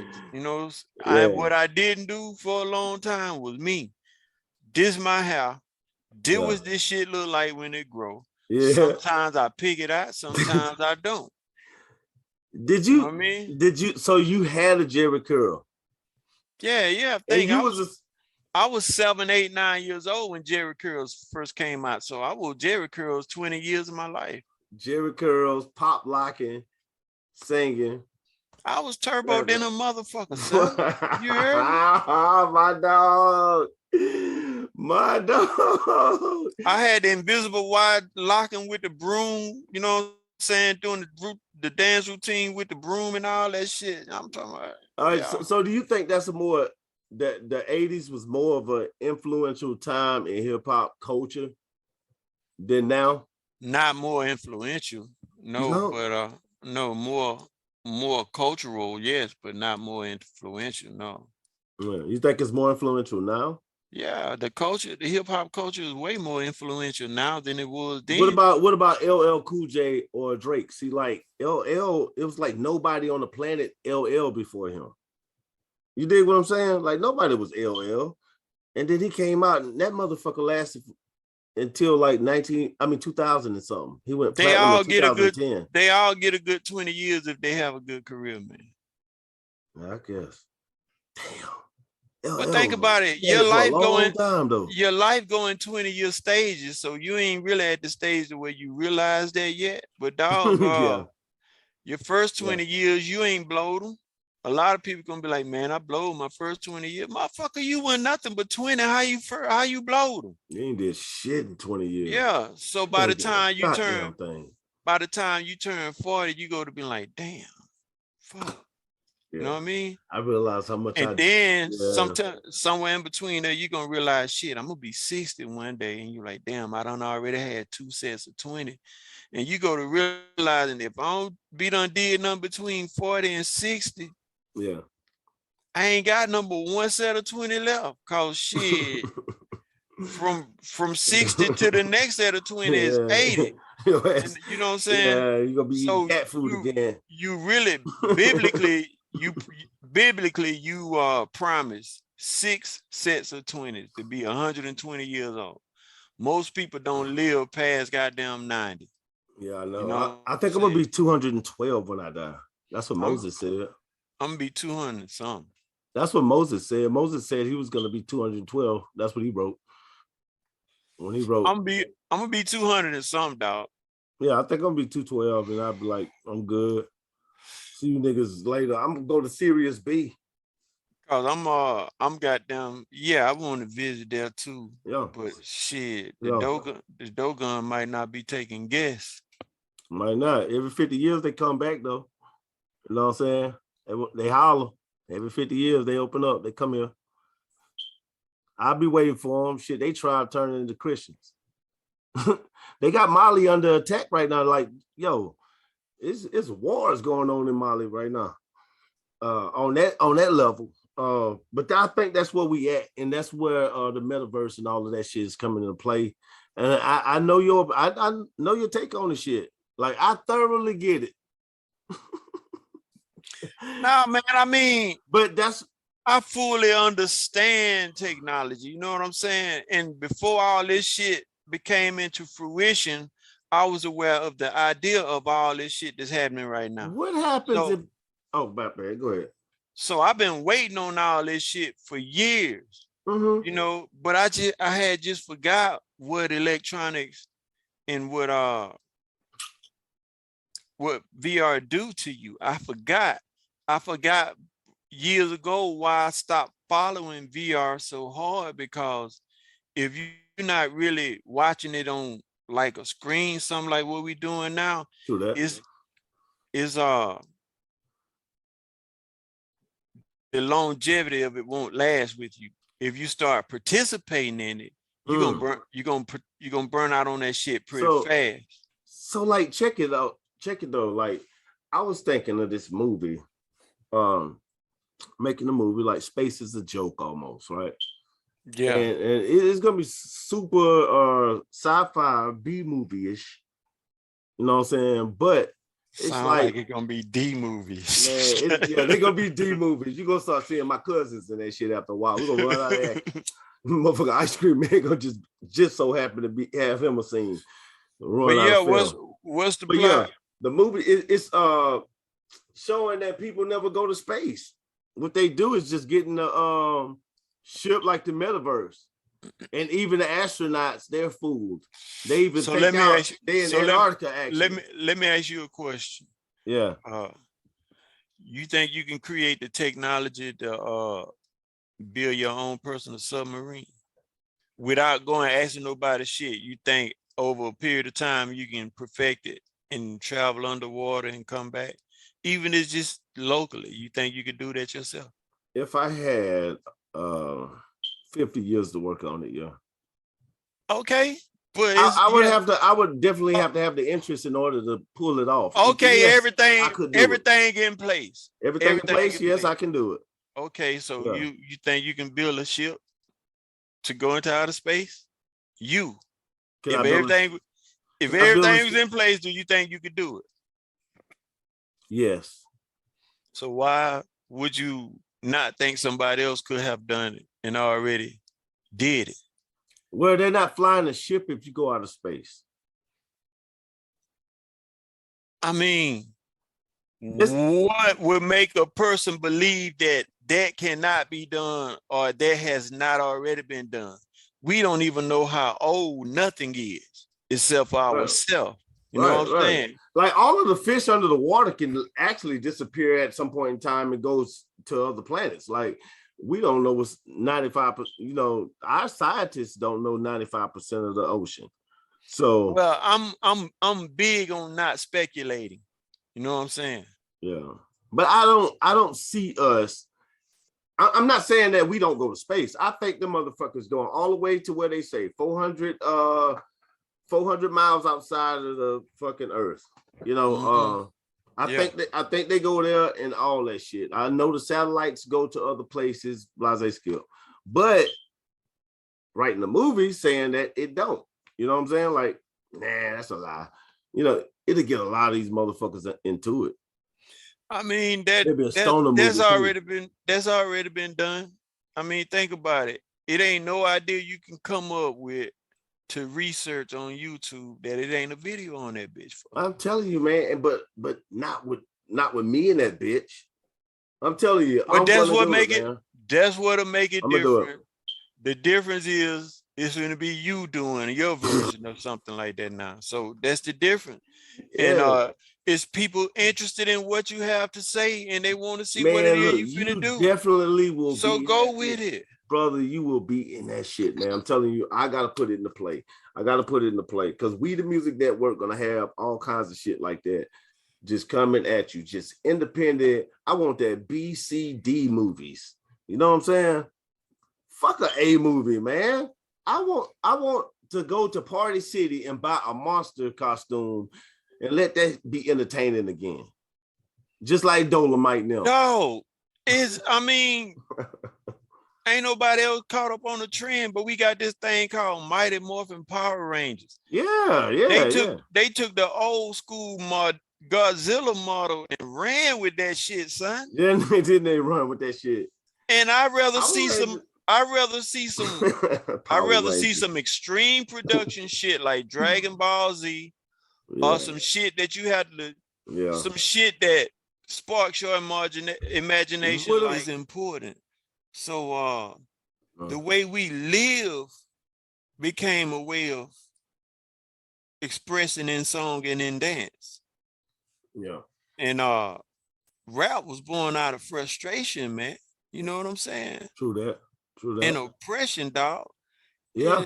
Everybody shouldn't be allowed to, you know what I'm saying, entertain us or stand on the stage with us doing it.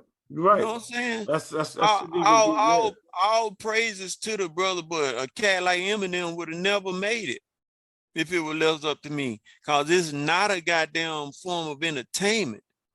It's the way we actually live and act. You know what I'm saying? Yeah. True that. Yeah. He'd have made it in the world of entertainment, but I'm taking it back to that. Okay, with one of the things I'm doing, one of the things I'm building before I leave this earth is what I call a communiversity.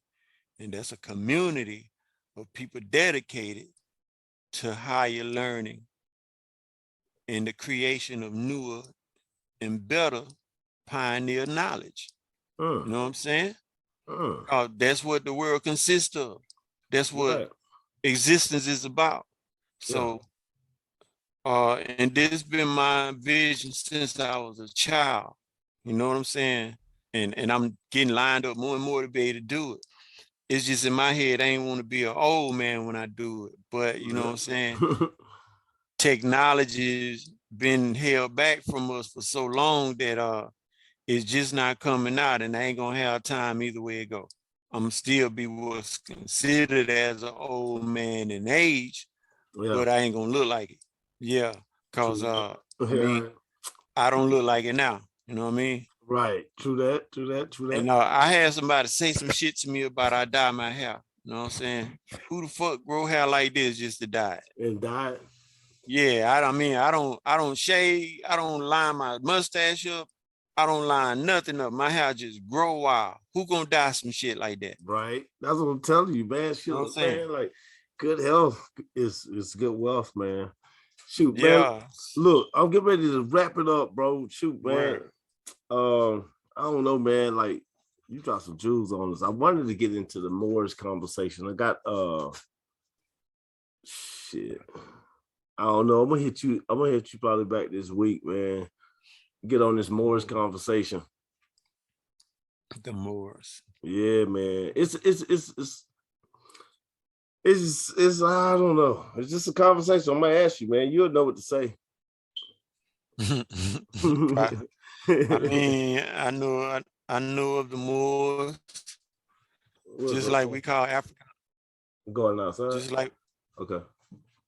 Just like we call African Americans. At one point in time in the world, we would call Moors. You know, but Moors meant the same thing worldwide. African American mean on this land. Right. But it still mean of melanated colored skin. Mm-hmm. You know what I'm saying? That's what Moor means. And when somebody that wasn't a Moor of melanated color called you a Moor, it wasn't because they were happy to see you. Yeah. You know. Well, check it out. Well, I got an episode coming up. It's gonna be Moors versus Hebrews. You know, and we're gonna spit about the Moors and the Hebrews, because right now I got brothers wearing robes over here, and then I got dudes walk around with swords and look like Mortal Kombat over here. And I want to break this down. You know what I'm saying? Like, I'm making comedy of it because I got a little information, but I only got my own perspective. So I want to break it down with you, man. We could do a Spotify show, I guess. Okay, but shit, we ain't got to have no we ain't got to have no long conversation about this shit because they're all on right. Ooh, good, yes, yeah, all I'm right. But that's what we're gonna break it down. I mean, we'll talk about their little things and show. You got the Moors telling the Hebrews, yeah, we hear you, but you Moors. And you got the Hebrews telling the Moors, Right. nah, dog, you just Hebrew. You know what I'm saying? Yeah. They both on right. Both of them right. Yeah, both of them right. Because exactly. it was a time when you was just a Moor and everybody know shit by no Hebrew. Mm-hmm. And it was a time when you found out you used to be Hebrews and nobody know shit by no Moors. Mm-hmm. And what both sides are saying is right, because that much time passed by for a reset to happen in both situations. Yeah. And we aware of both of them now because both stories have reemerged and we got a little bit of each one. And I done got enough of each one to realize, damn, our religion's written from the same original text. And goddamn, yeah. Both sides of these motherfuckers right. You know what I'm saying? Because there's a stretch of history to show how what they saying happened and passed and was forgotten and was found again. You know what I'm saying? Right. Both sides right. Yeah. You know, it's crazy to debate any aspect of either side when you learn that much about both sides. And I don't want to be the one that finally get that attention one day and both sides hear me when I say, yeah, but both of y'all right, and fuck both sides up. Yeah, well, we're gonna fuck both sides up because like that's what needs to happen. And they will hear it because the guy I've been asked, I'm in a group that was asked that. And then I talked about it a little bit, and then I was like, you know, because I'm a everything is everything person, you know what I mean? Mm-hmm. So I was asked that shit, and I was like, yo, I do a whole show on that shit. I just got to get my facts. It's been so long to where I dug into some details about some detailed shit. I'm not there right now in life, so like I got to go back and just get some facts on both ends, and then it's like them and they're not compatible. I know that. Like it's like, man, it's like call it shit. It's like the doctrine of the holy book, the holy Bible. Yeah. And I said that right, y'all, the holy book, the holy Bible, because that's what I meant when I was speaking of that book. That's why I said the holy book, the holy Bible, because there's more than one holy book in the world. Argue with your mammy, all right? But it's like at a certain day and time in life on earth, that shit was the latest and the greatest for people. Yeah. And it made sense. That was the new Spider-Man. Regardless of whether it's full of contorted lies or not. They put a bunch of lies in there and then twisted the fucking lies. That's what's really fucked up. But, you know what I'm saying? So much time done passed by now that it's not really a good doctrine for no day during this period. It was a good operating system. Would you agree? At one point in time, yes, for people during that day when it was written. But the writers of those stories could only imagine so far. You know what I'm saying? They can see so far in their mind, but after that, beyond, they can only imagine. And now we're seeing what they could imagine, and now we can imagine further than what they could imagine. Yeah, I mean, not for real, because we can only see so far for ourselves. You know what? And we can't imagine no further than that, you know. Yeah, so my thing about a lot of like those writing, I'm like, dude, they had to have an internet system or a system more advanced than, you know, just my imagination goes internet, but like some type of. I believe this planet did this so many times. I believe this planet has seen a few different times of evolution and probably technical, logical. Yeah, this ain't the first time. Yeah, you know what I'm saying? Yeah, this ain't the first time. How was the web here anyway? Like, come on, how we get this far anyway? Like, this shit was here already. You know what I'm saying? Yeah, your cloud space. The cloud space was already there, man. Like, I this ain't mean, the well, first see, time, buddy. the internet is based on the idea of the ecosystem beneath the forest. Mm, You know what I'm saying? yeah, All trees that grow in the forest are connected to each other underneath the ground. true that. So when a sick tree is in the forest, every tree that's part of that network, and that's everything that grows on top of the ground, send a small portion of nutrition to that dying tree. Mm-hmm. That's why you see that dying tree start to sprout new branches and shit, cause the rest of the tree is trying to heal it.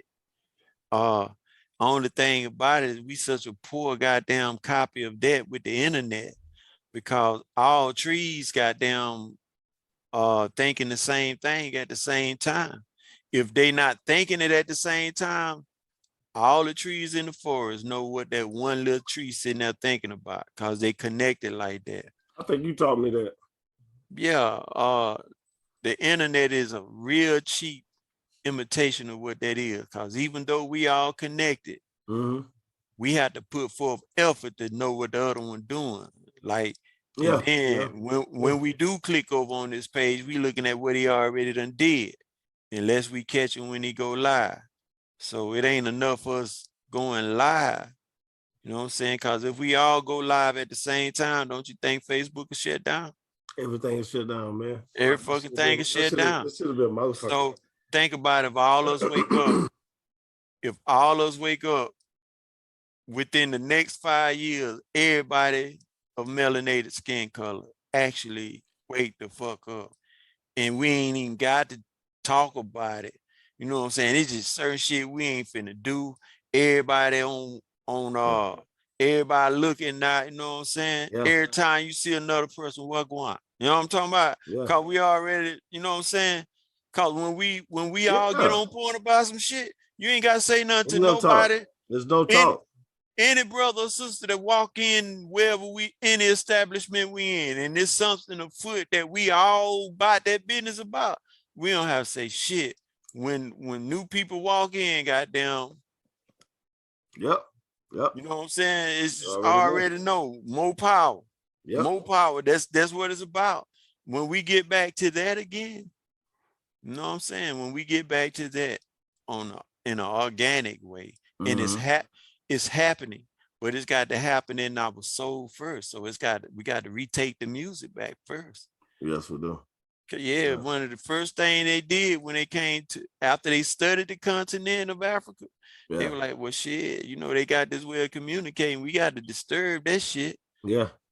So that's why the whole world decided, well, we got to attack that motherfucker at the same time from the north, east, the south, and the west. A lot of people don't understand Africa got took by the world because they attacked Africa at the same time from all different sides. You know what I mean? But just look at Africa, how it's divided up. Every major power in the world surrounded got states in Africa. Yeah, definitely got states in Africa. Yeah, because they divided Africa.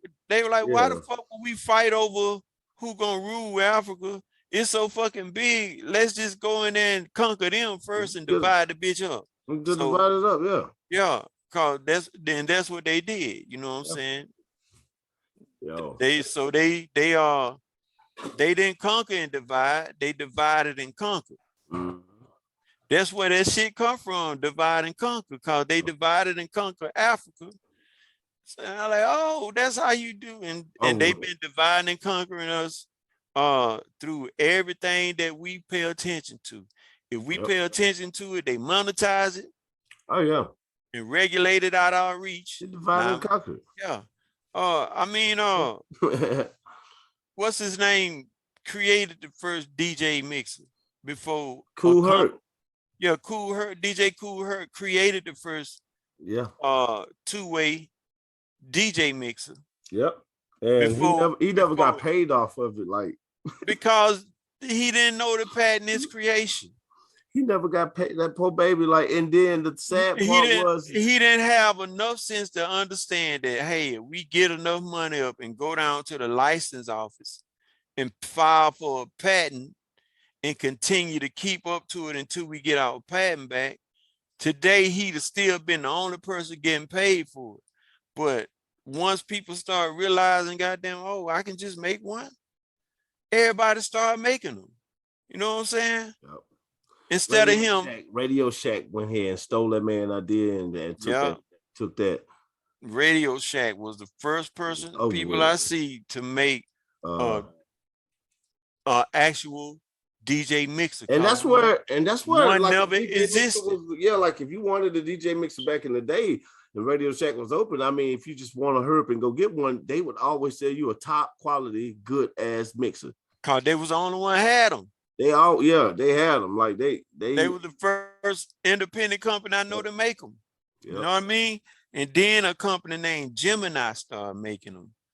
But they were so high priced that, you know, on the way, and I was like, how they cats in New York and shit be getting all this shit? It would be so many of them, and they be putting in on it back in the day. That's how they were getting their MPCs and shit. You know what I'm saying? And hustling and shit was already spread further abroad in the projects and shit, you know. So it was really two different worlds.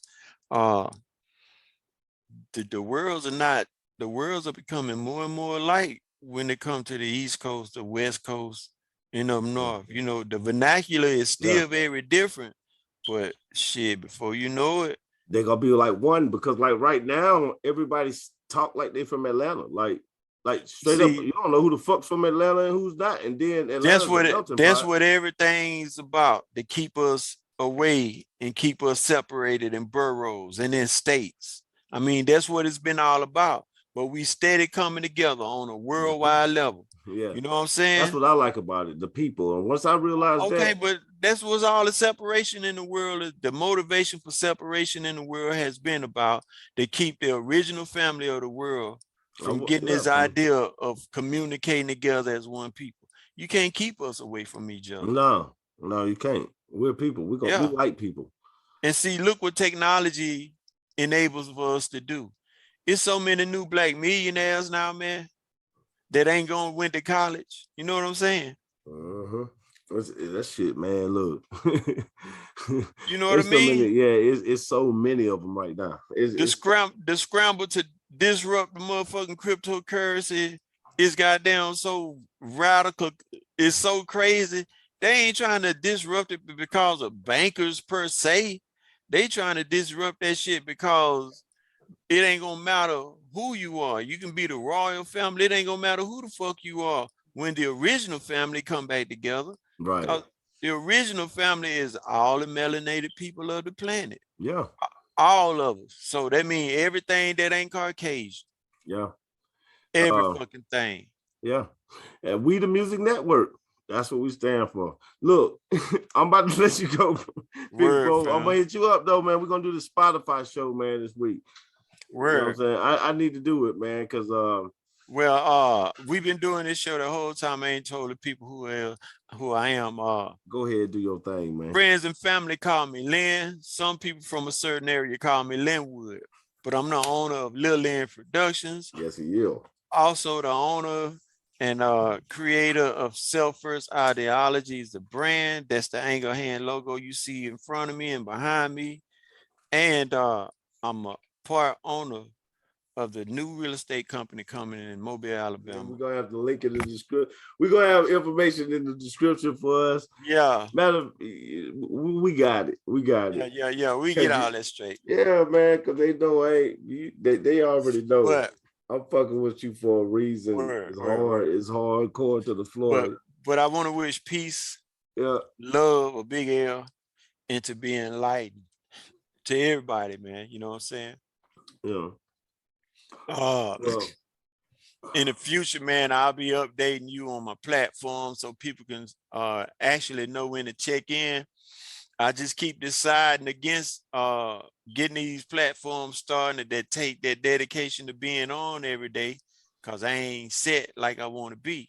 You know, so once the transition back down south finish happening and I move the administrative and everything side portion of the business down there, it's going to be a reset and a rebuild of everything, you know. So yeah, fam. That's gonna be good, man. Like shit, the mood, man. And then you go, man, if you hit the summertime out there and you get to hit that beach, Gulf Shores, God, oh man, that sounds good. Man. Well,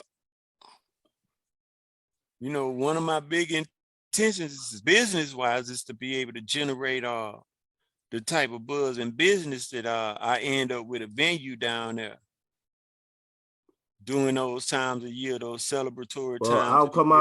I'll come out and you need to, well, I'll book myself at that venue because I sure want to come out there and rock the house. I mean, I'm coming and creating some event. One venue I'm creating for local artists off the top when I get home. Once the studio is built, it's gonna be a the sound stage will be a performance stage too. So when we not shut down for that type of use, when we are shut down in production, you know, we'll be open for and it's going to be a service for people that acquire our services. You know, you'll be able to create your performance videos inside my studio.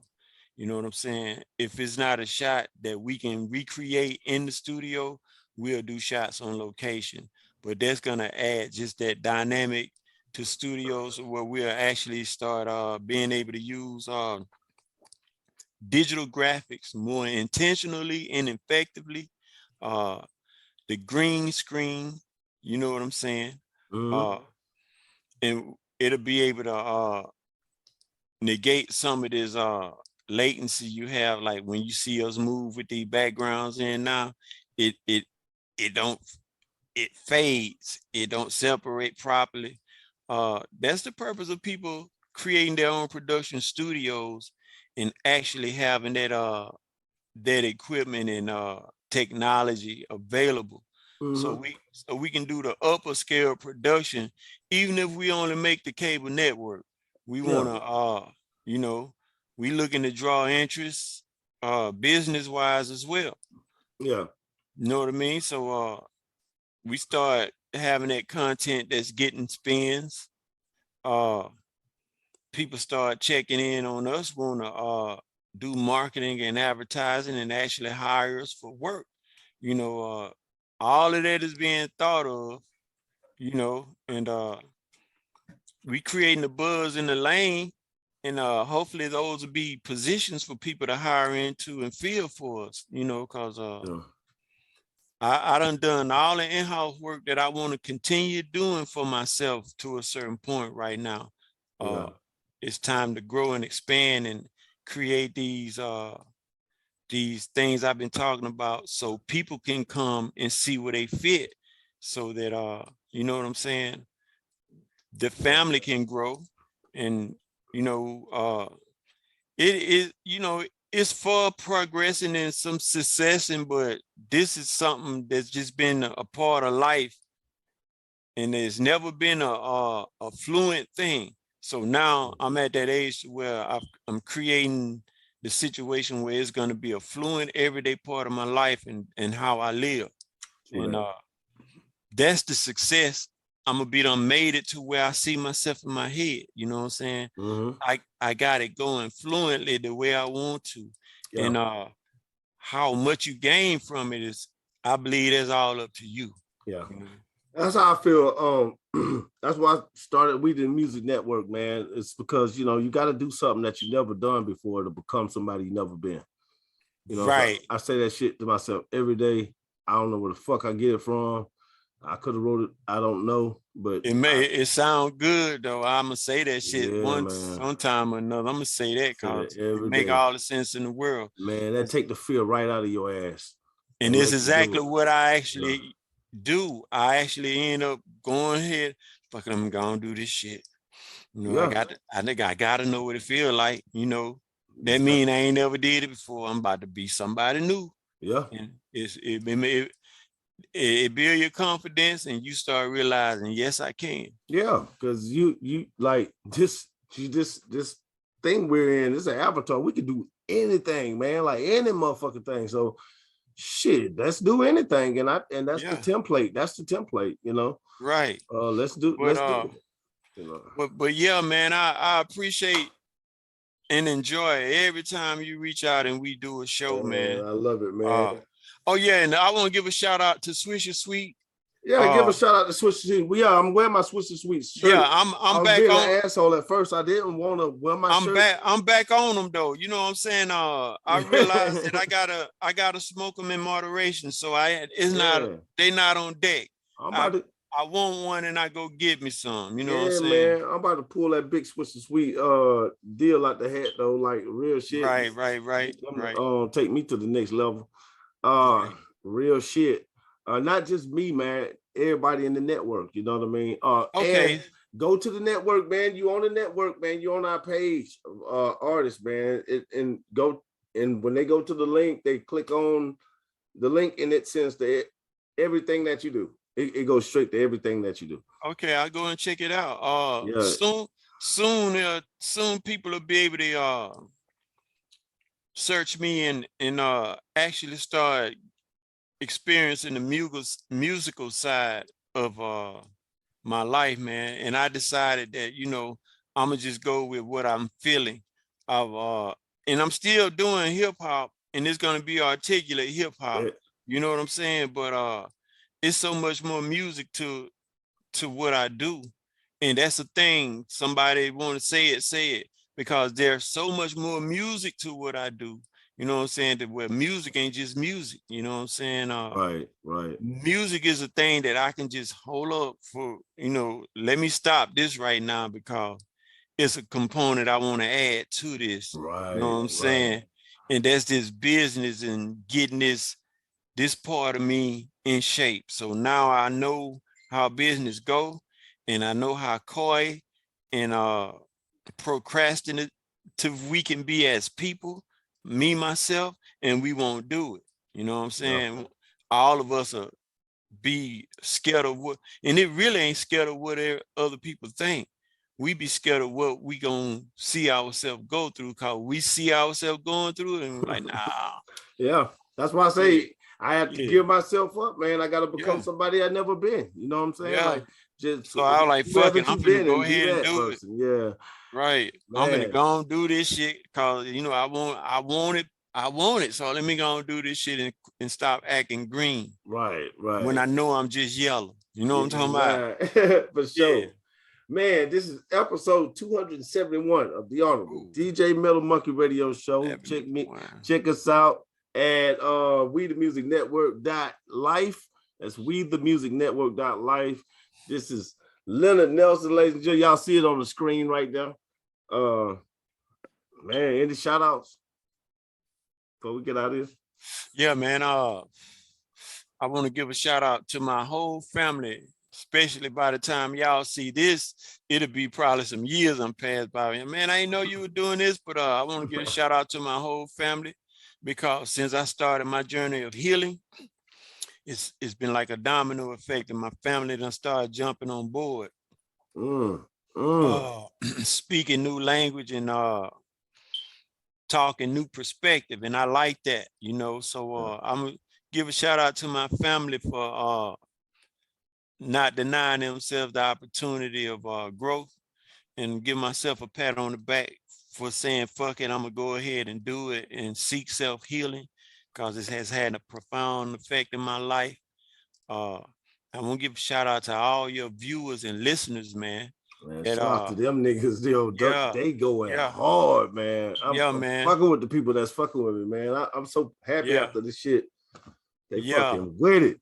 My business partner, Baku Rivera, and his family, you know, all these people show me love on a level that I've craved for all my life, and I never received it the way I could never see how it was being given. I'm gonna say that. Right. Until I start putting in the work for self-healing. And I said that to say this, and then I'm done. The way people was treating me was bad, equal to the way I was treating myself. It was bad. Cause I put in 7 years of healing myself and treating myself well. I go back around these people 7 years later, they treat me like I'm trying to heal myself and be well, better off. People treat you the way you treat yourself. They do, man. Good gym, man. That's that, man, ladies and gentlemen. Yo, man, thank you for dropping by, man. Yo, Word. Thank you for having me, fam. Thank you for having me, man. Yeah, I was saying, don't hang up, man. I'm about to just stop this video because these folks can't hear none of this shit. Okay, cool.